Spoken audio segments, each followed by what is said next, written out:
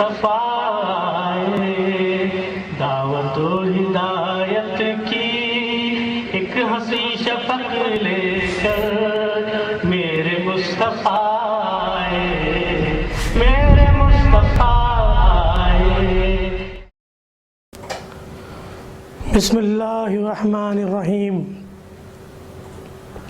नाज़रीन, अज़ीज़ बेलगामी की जानिब से आपकी खिदमत में खुलूस व मोहब्बत के साथ अस्सलामु अलैकुम व रहमतुल्लाहि व बरकातुहू। सीधी बात टीवी चैनल के अदबी प्रोग्राम फ़िक्र फ़न शेर व सुखन में आपका खैर मक़दम है। नाज़रीन, मलयाली ज़बान बोलने वाली हमारी पड़ोसी रियासत केरला से आज एक ऐसी शख्सियत हमारी मेहमान है जिसे सिर्फ़ आशिक़ उर्दू कहना काफ़ी नहीं होगा, क्योंकि केरला के तुल अर्ज़ में उर्दू के उस शाख की खासी तादाद पाई जाती है। अहले केरला गज़ल सुनते रहे हैं, उर्दू की महफ़िलें सजाते रहे हैं। जिस ज़माने में हम मेहदी हसन और ग़ुलाम अली से नावाकिफ़ थे, अहले केरला उनको मदऊ करके उनसे बहुत पहले ही मुस्तफ़िद हो चुके हैं। उर्दू की गज़ल गायकी का मुज़ाहरा करने वाले दिगर फ़नकारों ने भी अहले केरला को उर्दू ज़बान की चाशनी से खूब सैराब किया है। वाह वाह सुभान अल्लाह के बजाय तालियां उनकी दात का मुनफरिद अंदाज़ रहा है। कोई पुरशौर और हाव हू का दिलदादा शायर या फ़नकार उनकी दात के इस अंदाज से अगर नावाकिफ़ हो तो कुछ देर के लिए परेशान हो सकता है। हम इस तजर्बे से 2 बार गुज़र चुके हैं, एक बार मल्लापुरम में, दूसरी बार कैलिकट के एक प्रोग्राम में। नवतरंगम के नाम की एक तंजीम ने हमें मदऊ किया था। हमें याद है शेर के जवाब में पिन ड्रॉप खामोशी से हमारे पसीने छूट गए थे। इसका मतलब ये नहीं कि अहले केरला शायरी को समझते नहीं हैं, बल्कि वो शेरों की गहराइयों में डूब जाते हैं और शेरों की गहराइयाँ नापने में मसरूफ़ हो जाते हैं और यही इनकी खामोशी का राज है। उर्दू गज़ल गायकी और गज़ल गोई से लुत्फ़अंदोज़ होने का उनका अपना अलग ही अंदाज़ है। बहरकैफ़ नाज़रीन, हम अर्ज़ कर रहे थे कि केरला का महज कोई आशिक़ उर्दू आज हमारा मेहमान नहीं है, बल्कि एक स्कॉलर, एक मुहक्किक, एक सहाफ़ी, दानिश्वर, मुदब्बिर, माहिर इक़बालियात, माहिर लिसानियात, उर्दू के उस्ताज़, यानी उर्दू का एक ऐसा खादिम जिसका ओढ़ना बिछोना बस उर्दू ही उर्दू है। मेरी मुराद है शमशुद्दीन तिरूरकार साहब। नाज़रीन, उर्दू ज़बान के हवाले से उनकी ये सारी वाबस्तगियाँ आज उन्हें फ़िक्र फ़न शेर व सुखन का एक गैर मामूली मेहमान बनाती हैं। डॉक्टर शमशुद्दीन तिरूरकार साहब एक सितारा हैं जो मलयाली उफ़क़ पर जगमगा रहा है, एक ताबिंदा सितारा। डॉक्टर शमशुद्दीन साहब सीधी बात टीवी चैनल के अदबी प्रोग्राम फ़िक्र फ़न शेर व सुखन में आपका मैं खैर मक़दम करता हूँ। शुक्रिया। आपके शाय निशान इस्तक़बाल के लिए मैंने 4 मिसरे कहे हैं जो मैं आपकी नज़र करता हूँ। अर्ज़ करता हूँ कि हमारी बज़्म में वो आए रब की कुदरत है, हमारी बज़्म में वो आए रब की कुदरत है, निगाह कैसे मिलाऊं न मुझ में हिम्मत है, निगाह कैसे मिलाऊं न मुझ में हिम्मत है, वफूर शौक़ में उनकी मैं देखता हूँ ज़रूर, खामोश लब हैं ज़बां चुप यही हकीकत है, खामोश लब हैं ज़बां चुप यही हकीकत है। डॉक्टर शमशुद्दीन साहब, सबसे पहले तो मैं एक अहम सवाल पूछूंगा कि एक गैर उर्दू माहौल यानी मलयालम इलाक़े में पैदा होने के बावजूद उर्दू ज़बान से आपकी वाबस्तगी और दिलचस्पी और तहक़ीक़ व जस्तजू के इस सारे मामले का पस मंज़र क्या रहा है? सर, इसका पस मंज़र हमारे लोग केरला के हैं, मलयाली हैं। हमारे वालिद वालदा केरला के हैं, मलयाली हैं। हमारे वालिद साहब को बम्बई में BST में नौकरी मिली, Bombay electric supply and transport में जी। तो कुछ साल हम यहीं रहे, वालिद अकेले बम्बई में रहे। उस वक्त हमारे बड़े 2 भाई हैं, बहन हैं, सब केरला के मलयाली स्कूल में ही पढ़े। मैं भी मलयाली स्कूल में, मलयालम मीडियम में पहली जमात में पढ़ रहा था। उस वक्त वालदा को बम्बई जाना पड़ा हमारे वालिद के पास। तो मैं सबसे छोटा था, तो मुझे जो साथ में ले गए। जी। तो वहाँ पर मेरी स्कूल की तालीम, बकिया तालीम बम्बई में हुई। और बम्बई में मलयालम मीडियम स्कूल होने के बावजूद वहाँ माटुंगा नामी जगह पर मलयालम मीडियम स्कूल था। वहाँ दाखिला कराने की बजाय उर्दू स्कूल में हमारे वालिद दाखिला कराए, क्योंकि हमारे वालिद उर्दू के दिलदादा थे। अच्छा। और बचपन से उर्दू जानते थे, क्योंकि उनका भी बचपना मुंबई में कुछ साल गुजरा है। जी। और कई उर्दू किताबें, उनकी किताबें हैं, आज भी मैं ज़ाती लाइब्रेरी में रखा हुआ हूँ। जी। तो इन सब वजूहत के बिना पर जो है उर्दू में मुझे शौक़ पैदा हुआ। और उर्दू मीडियम से जब तालीम हासिल किया, 10वीं जमात के बाद Sivri cross road municipal Urdu school में मेरी तालीम का आगाज़ हुआ। फिर हाशमिया स्कूल से 10वीं जमात पास किया। कॉलेज की तालीम महाराष्ट्र कॉलेज में रहा। और उसके बाद जब केरला हमेशा आना जाना होता था छुट्टियों में, तो इल्मी मैदान में कदम रखने के बाद केरला में आया तो मुझे मालूम हुआ कि यहाँ पे उर्दू है।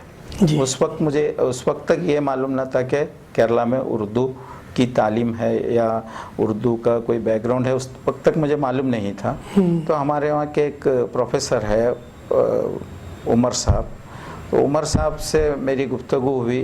तो उन्होंने कहा यहाँ केरला में उर्दू है, आप उर्दू उस्ताद बन सकते हैं, इस तरह से उन्होंने कहा। जी। तो उर्दू कोर्स जो है कालीकट यूनिवर्सिटी का आदिब फाजिल कोर्स है। तो उस कोर्स के बारे में तफसीलात हासिल किया। और हमारे घर के करीब पेरंदल मन्ना में इलाहिया उर्दू कॉलेज था, वहाँ पे मैंने दाखिला लिया। और ये उसका प्रीली, आदिब फाजिल प्रीली कामयाब हुआ। फिर मलप्पुरम के एलाइट उर्दू कॉलेज में फाइनल पास किया। और उसके बाद 1995 में जो है हमारे ही घर के करीब के स्कूल में उर्दू की असामी, उर्दू का एक पोस्ट खाली हुआ, तो मुझे वहाँ पे उर्दू उस्ताद बनने का मौका मिला। अल्हम्दुलिल्लाह, जो मैं चाह रहा था बचपन से, एक तो मेरा शौक़ लिखना था, दूसरा उर्दू पढ़ाना था। तो उर्दू पढ़ाने का एक मौका अल्लाह की तरफ से मिला। और 95 से मैं उर्दू उस्ताद की हैसियत से हमारे गांव में उर्दू मौलिम के हैसियत से काम कर रहा हूँ।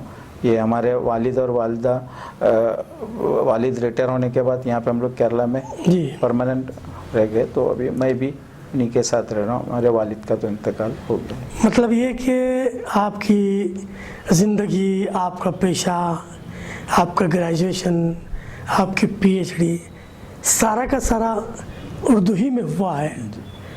बड़ी हैरत होती है कि एक ऐसे मकाम पर जो आपके हमनवा नहीं थे, आपने उर्दू में PhD की।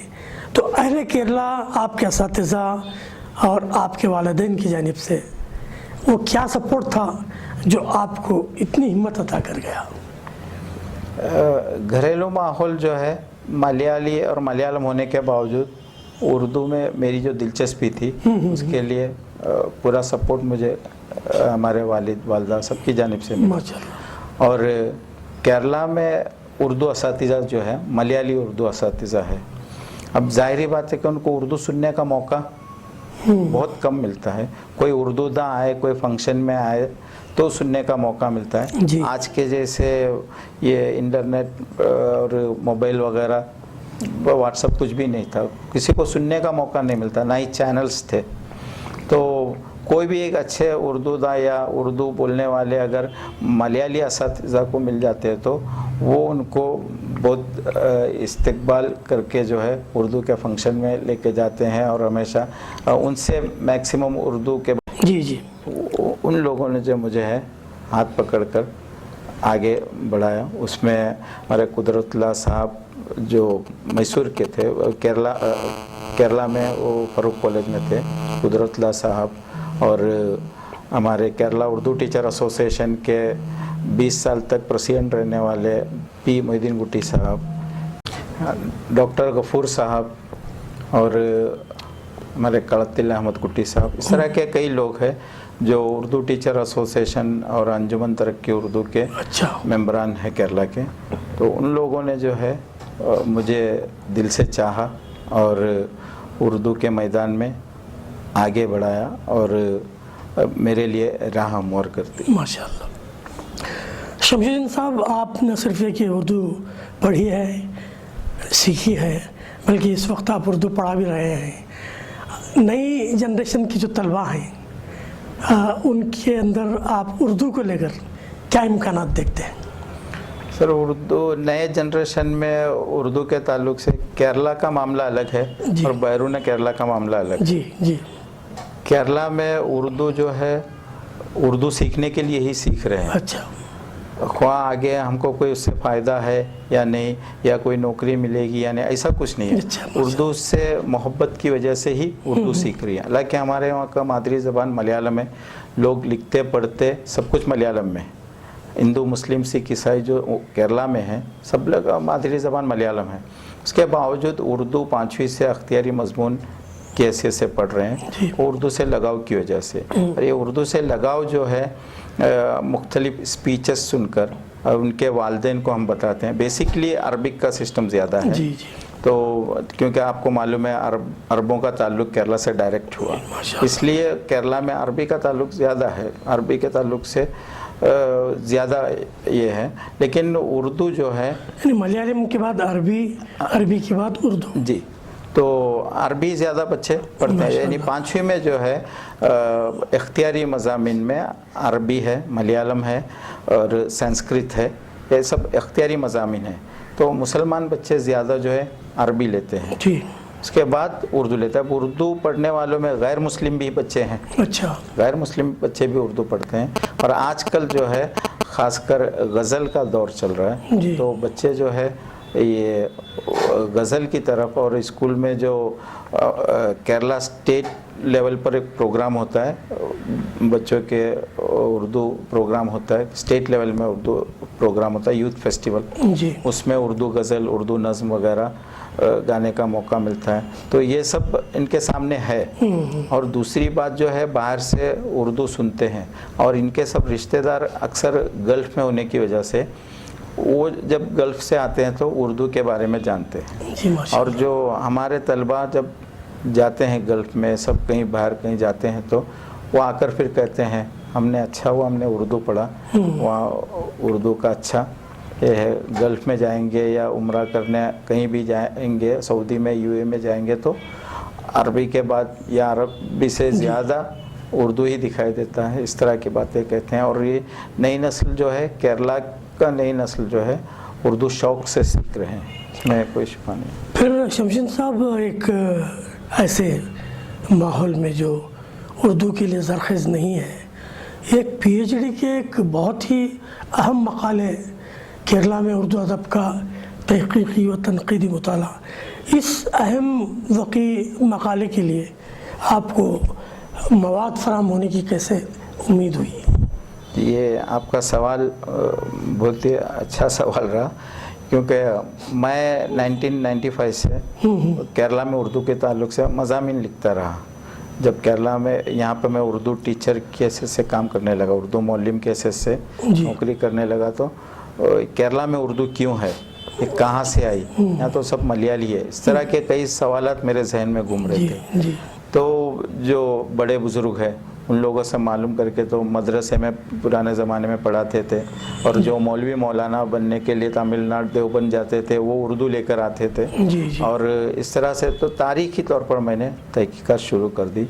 तो बहुत सी ऐसी बातें जो है, मवाद की जो आपने बात की, आपको ताज्जुब होगा कि मैं इस वक्त बेंगलुरु में बैठा हूँ और इस बेंगलुरु के मुस्लिम लाइब्रेरी से मुझे काफ़ी मवाद हासिल हुआ। सुभान अल्लाह। और वो मवाद जो केरला में कहीं हासिल नहीं हुआ, क्योंकि उर्दू में जो रिसाले है और अखबारात है वो सब यहाँ पुराने ज़माने के यहाँ है, मुस्लिम लाइब्रेरी में है। और जब मुझे मालूम हुआ बाबा उर्दू केरला में आए थे, तो वो डेट मैंने वो तारीख़ मालूम किया, उस तारीख़ के अखबारात रिसाले यहाँ आकर ढूंढा, तो उसमें तफसीलात मुझे मिले, जबकि मलयालम में उतनी तफसीलात नहीं मिल सकती है। मलयालम में मैंने पूरी कोशिश किया, कुछ मैगज़ीन्स, कुछ अखबारात से मवाद मिले, और केरला में वैसे उर्दू के ताल्लुक से कोई पुराने ज़माने से कोई किताब या कुछ ऐसी कोई बात नहीं है। तो ये सब बातें जो है मेरे दिल में थी कि केरला में उर्दू के ताल्लुक से केरला वालों से भी ज़्यादा बैरून केरला वालों को बताना है। और केरला के बाहर जो शुमाली हिंद वाले, शुमाली हिंद के उर्दूदां हैं, अब केरला के बाहर मैसूर, बेंगलोर, यहाँ पे जो तमिलनाडु, कर्नाटक है, इनको सब मालूम होना चाहिए कि केरला में किसी ज़माने में उर्दू का माहौल था, आज भी है, और इस वक्त भी उर्दू को केरला में बढ़ावा मिल रहा है, जबकि शुमाली हिंद में उर्दू की जगह हिंदी आ रही है। शमशेर साहब, यहाँ तक तो ठीक है, इकबालियात का माहिर होना ये एक बड़ी अजीब बात आपसे वाबस्ता है, जबकि उर्दू मोहल्ला के लोग इकबालियात पर ज़बान खोलते हुए घबराते नज़र आते हैं। ये आपको इकबालियात पर महारत कैसे हासिल हुई? अल्लामा इकबाल को मैंने स्कूल के दौर में और केरला अपने कॉलेज के दौर में पढ़ा ज़रूर हूँ, लेकिन केरला में आने के बाद मुझे इकबालियात का शौक़ और इकबालियात के बारे में तहकीक करने में ज़्यादा दिलचस्पी हुई। उसकी ख़ास वजह यह है कि हमारे यहाँ के साबिक MP जनाब अब्दुल समद समदानी साहब, वो बहुत अच्छे मुकर्रिर है और बहुत अच्छे दीनी खुतबा देते हैं, और एक मशहूर सियासी पार्टी से उनका ताल्लुक़ है, और उनका एक सियासी पार्टी से ताल्लुक़ होने के बावजूद दूसरी सियासी पार्टी वाले भी उनको तकरीर करने के लिए ले जाते हैं, और कई अंजुमन जिसमें क्रिश्चियन, हिंदू सभी लोग जो है उनके फंक्शंस में लेके जाते हैं, उनके तकरीबात में लेके उनको मदो करते हैं, और उनका जो बहुत ही अच्छा और इल्मी स्पीच होता है, और वो जो है समदानी साहब अल्लामा इकबाल के माहिर है, माहिर इकबालियत है केरला के। केरला के मलयालियों को अल्लामा इकबाल कौन है, क्या है, तारुफ कराने वाले समदानी साहब है। इस तरह उन्होंने तारुफ कराया कि हर बच्चे, बड़े, बूढ़ों के सबके दिल में अल्लामा इकबाल है। माशाअल्लाह। मैंने भी उनके जब स्पीचेस सुने केरला में, जब यहाँ पे मुस्तकिल तौर पर रहने लगा, उस वक्त उनकी स्पीचेस सुने तो मुझे भी अल्लामा इकबाल पर जो है वो शौक़ पैदा हुआ।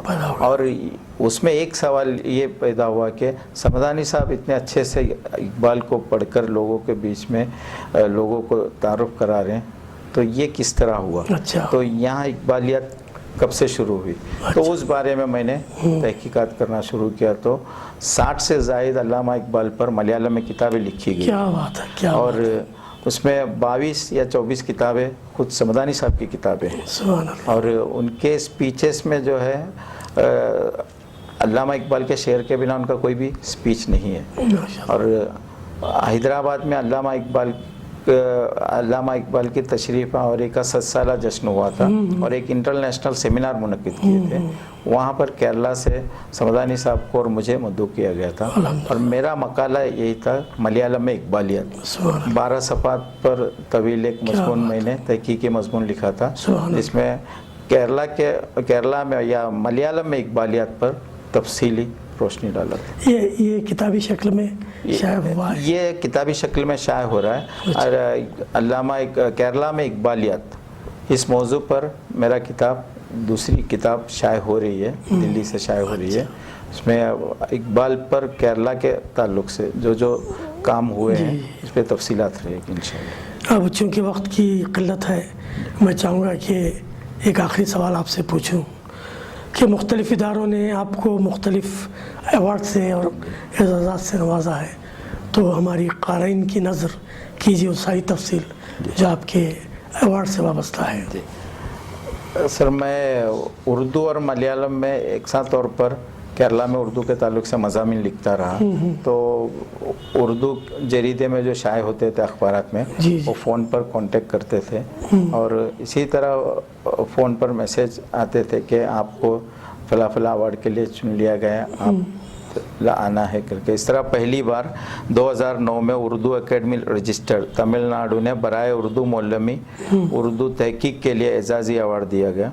2011 में केरला के त्रिशूर से सहृदय अवार्ड मुझे दिया गया। 2012 में सऊदी अरब Yanbu Kerala Muslim culture centre की जानिब से केरला में बेहतरीन उर्दू खिदमत के लिए एसएम सरवर अवार्ड दिया गया। एसएम सरवर केरला के वाहिद शायर है जिन्होंने शेरी मजमुआ शाये किया, तो केरला के बाबाए उर्दू हैं। 2013 में तमिलनाडु उर्दू पब्लिकेशन और तमिलनाडु उर्दू लिटरेरी एसोसिएशन की जानिब से प्रोफेसर सैयद अब्दुल वहाब बुखारी अवार्ड दिया गया। 2013 में तिरोरकाड़ AM हाई स्कूल जहाँ मैं पढ़ाता हूँ, इस स्कूल के मैनेजमेंट कमेटी का अलवियाजी एंडोनमेंट अवार्ड दिया गया। 2014 में आलमी योम उर्दू के मौके पर तलशेरी मुस्लिम एसोसिएशन की जानिब से मूसा नासी अवार्ड दिया गया। 2015 में आलमी उर्दू के मौके पर Urdu development of India Delhi का बाबाए उर्दू मौलवी अब्दुल हक अवार्ड दिया गया। 2016 में मुस्लिम यूथ लीग मलप्पुरम का KM सीदी साहब जो साबिक स्पीकर थे, उनके नाम का अवार्ड दिया गया। 2017 में अंजुमन फ़रोग़ उर्दू वानियम्बाड़ी तमिलनाडु का फ़रोग़ उर्दू अवार्ड दिया गया। 2017 में Kerala Muslim culture centre committee Abu Dhabi UAE का अल्लामा इकबाल अवार्ड दिया गया।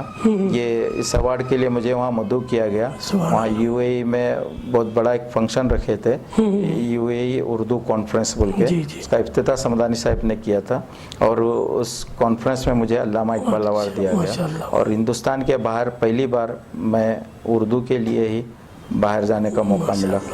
2018 में क्लारस ज्वेलर्स है, उनकी जानिब से एक अवार्ड दिया गया।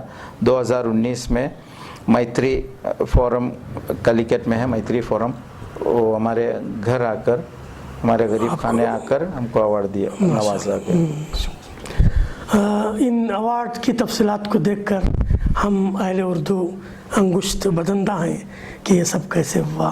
बरकैफ शुक्रिया की इस रस्मन अदायगी के साथ हम उन्हें एक तौशीही नज़्म के ज़रिए उन्हें हकीकी खराज तहसीन पेश करना चाहते हैं। शुक्रिया। अर्ज़ करता हूँ शमशुद्दीन साहब कि आपके नाम के जो हरूफ हैं वो कुल 16 हैं जी, शीन से लेकर डाल तक जी। तो इन्हीं हरूफ को इस्तेमाल करते हुए मैंने एक नज़्म आपके लिए कही है और इसी तर्ज की नज़्म को तौशीही नज़्म कहते हैं जी। शीन से पहला मिसरा शुरू होता है। शऊर ज़ात का बेशक अमी है शमशुद्दीन। फिर मीम से जो मिसरा है वो ये है कि मोहब्बतों पे फ़िदा बिल यक़ीन है शमशुद्दीन। फिर सीन से जो मिसरा शुरू होता है, सुरूर व कैफ की तमसील मालाबार सही। आप उनके हुरूफ को अपने जहन में रखकर इन मिसरों को सुनते चले जाएं। सुरूर व कैफ की तमसील मालाबार सही, उसी दयारे यक़ी का मकी है शमशुद्दीन। लुज़ूम नक़्द व नज़र भी हो अब ज़बानों में, लुज़ूम नक़्द व नज़र भी हो अब ज़बानों में, दयार उर्दू में इनके करी है शमशुद्दीन। दयार उर्दू में इनके करी है शमशुद्दीन। दरे ज़बान मोहब्बत पे झुक गया है वो, दरे ज़बान मोहब्बत पे झुक गया है वो, ये एक सच है सरापा जबी है शमशुद्दीन, ये एक सच है सरापा जबी है शमशुद्दीन। निशात हल्क़े उर्दू में ज़ौ फ़शां होगी, निशात हल्क़े उर्दू में ज़ौ फ़शां होगी, तजल्लियों की मिसालें हंसी है शमशुद्दीन, तजल्लियों की मिसालें हंसी हैं शमशुद्दीन। रईस फ़िक्र नज़र का, अमीर दानिश का, रईस फ़िक्र नज़र का, अमीर दानिश का, वफ़ा शिआरे ख़याले मती है शमशुद्दीन, वफ़ा शिआरे ख़याले मती है शमशुद्दीन। रियासत उसकी नहीं मालाबार तक महदूद, रियासत उसकी नहीं मालाबार तक महदूद, कहीं भी सोचे उसे बस वहाँ है शमशुद्दीन, कहीं भी सोचे उसे बस वहाँ है शमशुद्दीन। मक़ता पेश कर रहा हूँ अदब के नक़्द नज़र के अज़ीज़ सांचे में, अदब के नक़्द नज़र के अज़ीज़ सांचे में ढला हुआ वो फ़िदाकारे दी है शमशुद्दीन, ढला हुआ वो फ़िदाकारे दी है शमशुद्दीन। ये थे शमशुद्दीन साहब जिनसे हम महवे गुफ्तगू थे। उनकी मालूमात अफ़ज़ा तमाम तफ़सीलात को देखकर हम हैरान हैं कि एक मलयाली माहौल में उर्दू का ये ताबिंदा सितारा कैसे उभरा और कैसे आसमान मलयालम पर जगमगाने लग गया। फ़िक्र फ़न शेर सुखन के अगले अदबी प्रोग्राम में हाज़िर होते हैं, तब तक के लिए अज़ीज़ बेलगावी को इजाज़त दें। वस्सलामु अलैकुम व रहमतुल्लाहि व बरकातुहू।